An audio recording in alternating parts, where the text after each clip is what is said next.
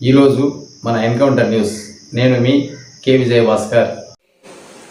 ఒకవైపు మహిళలకి ప్రజలకి రక్షణ లేదు సరికదా, పోలీసుల్ని తన శాఖలో ఉన్న ఉద్యోగుల మీద కూడా అక్రమ కేసులు పెట్టే స్థాయికి దిగజార్చేశారు. అంతగా పోలీసు వ్యవస్థని తన జోబు సంస్థగా ఈ రోజు ఉపయోగించుకోవడం వలన శాంతి భద్రతల్లో ఈ కూటమి ప్రభుత్వం అధికారంలోకి వచ్చాక పూర్తిగా వైఫల్యం చెందారు అనే విషయం స్పష్టమవుతూ ఉంది. అలాగే తీసుకుంటే ఈ గత ఏడాది 365 రోజులు 2025వ సంవత్సరం అన్ని తీసుకుంటే ఏడాది మొత్తం చంద్రబాబు నాయుడు గారు అప్పులు చేయడానికి, అవినీతికి మాత్రమే ఉపయోగించుకున్నారు. అలాగే తీసుకుంటే తెలుగులో ఈ సంవత్సరాన్ని విశ్వాసనామ సంవత్సరం అని పేరు పెట్టారు. గాని ఈ కూటమి పాలనలో ఈ 2025 సంవత్సరం ఏంటంటే విశ్వాసఘాతక నామ సంవత్సరంగా మార్చేశారు వీళ్ళు. యాక్చువల్ గా ఎన్నో హామీలు ఇస్తామని చెప్పి పెద్ద మొనగాళ్ళ వీళ్ళు స్టేట్మెంట్స్ ఇచ్చి ఈ రోజు అధికారంలోకి వచ్చాక ఏ ఒక్క హామీ నెరవేర్చలేదు. ప్రజలకి మహిళలకి రక్షణ ఇవ్వని పరిస్థితుల్లో ఈ రోజు ముగ్గురు మోసగాళ్లుగా ఈ రోజు మిగిలిపోయారు ఈ రాష్ట్రంలో. అలాగే తీసుకుంటే 3 పార్టీలకి ఓట్లేసిన మహిళల పరిస్థితి ఏ విధంగా ఉందంటే ఈ రోజు 3 చెరువులు నీళ్లు తాగిస్తున్నట్టుగా ఆ మహిళల్ని చేసేశారు. చూస్తే ఎన్నికల టైంలో చంద్రబాబు నాయుడు గారు ఏం చెప్పారు?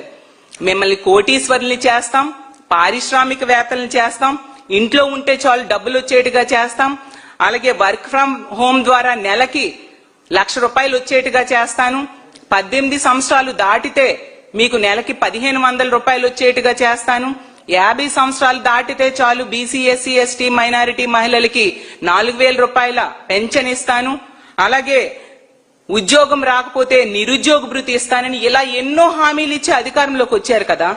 ఏ ఒక్కటి కూడా నెరవేర్చకుండా ఈ రోజు నెట్ట నిలువుగా మహిళలకు మోసం చేసిన పరిస్థితి మనం చూస్తూ ఉన్నాం. సైకిల్ కి ఓటేసిన మహిళల ఆశల్ని ఈ రోజు కీల్చేయడం జరిగింది. గాజు గ్లాస్ కి ఓటేసిన మహిళల నమ్మకాన్ని ఈ రోజు మొక్కలు చేసిన పరిస్థితి మనం చూస్తూ ఉన్నాం. అలాగే కమలంకి ఓటేసిన మహిళల చెవిలో ఈ రోజు పువ్వులు పెడుతూ ఉండే పరిస్థితిని మనం చూస్తూ ఉన్నాం. జగనన్న పాలనలో ఒక స్వర్ణయుగం లాంటి పాలన ఉంటే ఈ రోజు కర్మయుగం లాంటి పాలన ఈ కూటమి పాలనలో ప్రజలు చూస్తూ ఉన్నారు. ఆ రోజు జగనన్న మహిళలకి ప్రజలకి అండగా నిలిస్తే ఈ రోజు ఈ కూటమి పాలన ఒక అనకొండ లాంటి పాలన ఉండే పరిస్థితి మనం చూస్తూ ఉన్నాం. జగనన్న ఒక నిండు పొన్నమి లాంటి పాలన అందిస్తే ఈ కూటమి ఒక అమావాస్య, చీకటి అమావాస్య లాంటి పాలనని అందిస్తూ ఉండే పరిస్థితి మనం చూస్తూ ఉన్నాము. ఆ రోజు జగనన్న మహిళా దోస్తి పాలన అందిస్తే ఈ రోజు మహిళా ద్రోహి పాలన చంద్రబాబు నాయుడు గారి కూటమి ప్రభుత్వం అందిస్తూ ఉందని స్పష్టం చేస్తూ ఉన్నాను. అలాగే తీసుకుంటే ఈ 18 నెలల్లోనే ఈ కూటమికి ఓట్లేసిన ప్రజలకి, మహిళలకి జగనన్న విలువ బాగా తెలిసింది. జగనన్నని ఈరోజు తలుచుకోని వాళ్ళు లేరు. ఎందుకంటే గుడిలో ఉన్న దేవుణ్ణి వెలేసి ఈ రోజు మళ్ళీ ఆ దేవుడు కావాలని ప్రార్థనలు చేస్తున్నట్టుగా ఉంది మా పరిస్థితి అని ఈ రాష్ట్రంలో మహిళలు, కూటమికి ఓట్లేసిన మహిళలు, ప్రజలు బాధపడుతూ ఉండే పరిస్థితిని మనం చూస్తూ ఉన్నాము. ఆ రోజు జగనన్న కులం చూడలేదు, పార్టీ చూడలేదు, మతం చూడలేదు, ప్రాంతం చూడకుండా అన్ని వర్గాల వాళ్ళకి సంక్షేమ పథకాలు, అభివృద్ధి కార్యక్రమాలు అమలు చేస్తే ఈ రోజు ఏ కులానికి గాని, ఏ ప్రాంతానికి గాని, ఏ పార్టీకి గాని ఎవరికి కూడా ఎటువంటి పథకాలు కూడా ఇవ్వని పరిస్థితిని మనం ఈ రోజు చూస్తూ ఉన్నాము. అలాగే తీసుకుంటే ఎన్నికల టైంలో మేనిఫెస్టోలు ఇచ్చారు, మేనిఫెస్టోలో సూపర్ 6 హామీలు ఇచ్చారు, అలాగే అన్ని రకాల మహిళా సంక్షేమము, అలాగే యువత సంక్షేమం అంటూ ఎన్నో పథకాలు ఇవ్వడం జరిగింది. అలాగే గ్యారంటీ కార్డులు ఇచ్చారు, అలాగే బాండ్స్ ఇవ్వడం జరిగింది. ఒక్కొక్క కుటుంబానికి ఏ పథకానికి ఎంత డబ్బులు వస్తాయని కూడా ఈ బాండ్స్ లో స్పష్టంగా రాసి నమ్మబలికి ఓట్లు వేయించుకున్నారు వీళ్ళు. ఈ రోజు తీసుకుంటే అన్ని పథకాలని కూడా కోతలు విధిస్తూ ఏ ఒక్కటి కూడా అమలు చేయని పరిస్థితి మనం చూస్తూ ఉన్నాం. అలాగే మహిళా సంక్షేమం ఈ రోజు తీసుకుంటే ఎంత దారుణంగా వీళ్ళు గాలి కొదిలేసి మహిళల్ని నెట్ట నిలువుగా మోసం చేశారు అంటే ప్రతి ఆడబిడ్డకి 2 సెంట్ల స్థలం ఇస్తామని చెప్పారు. సొంతిల్లు నిర్మించి ఇస్తామని చెప్పారు. అది ఏ ఒక్క మహిళకు కూడా 18 నెలల కాలమైనా ఇవ్వని పరిస్థితి మనం చూస్తూ ఉన్నాము. గతంలో జగనన్న 32 లక్షల ఇళ్ల పట్టాలు ఇస్తే వాటిలో ఇల్లు కూడా కట్టించని పరిస్థితి ఈ కూటమి పాలనలో మనం చూస్తూ ఉన్నాము. అలాగే ఇంకోటి ఏం చెప్పారు వీళ్ళు, మహిళా సంక్షేమం కింద వడ్డీ లేని రుణాలను 3 లక్షల నుంచి 10 లక్షలకు పెంచుతామన్నారు. కొండ నాలుగుకి మందేస్తే ఉన్న నాలుగు ఊడిపోయినట్టుగా అయిపోయింది మహిళల పరిస్థితి. అది నమ్మి మహిళలు ఓట్లేస్తే 10 లక్షలకి వడ్డీ లేని రుణాలు ఇవ్వడం మాట దేవుడెరుగు. కనీసం ఆ 3 లక్షలకు కూడా వడ్డీ లేని రుణాలు ఇవ్వకుండా ఈరోజు 2000 కోట్లు అప్పు పెట్టారు మహిళలకి. వీళ్ళు ఎంత దారుణంగా మహిళలకు మోసం చేశారో మనం అర్థం చేసుకోవచ్చు. అలాగే తీసుకుంటే ఉద్యోగాలు చేసే మహిళలకు హాస్టల్ వసతి కల్పిస్తారంట వీళ్ళు. కానీ వీళ్ళ అధికారంలోకి వచ్చాక వీళ్ళకి నమ్మి ఓట్లేసిన మహిళలకి గాలి కొదిలేసి పశువులకి హాస్టల్స్ కడతామని చంద్రబాబు నాయుడు గారు చెప్తున్నారు. ఎంత దారుణంగా మహిళల్ని వీళ్ళు మోసం చేశారు, మహిళలంటే ఎంత చులకన భావము మనం అర్థం చేసుకోవచ్చు. ఇంకా పండగ కానుకలు, పెళ్లి కానుకలని చాలా వీళ్ళు హామీలు ఇవ్వడం జరిగింది. సంక్రాంతికి, దసరాకి, రంజాన్ కి, అలాగే దీపావళికి, క్రిస్మస్ కి ఇస్తామని చెప్పారు. ఏడాది అంతా గడిచిపోయింది. కొత్త ఏడాదిలో సంక్రాంతి కూడా వచ్చేస్తూ ఉంది. ఏ కానుకలు ఇవ్వకుండా మహిళల్ని నెట్ట నిలువుగా దగా చేసిన పరిస్థితి మనం చూస్తూ ఉన్నాము.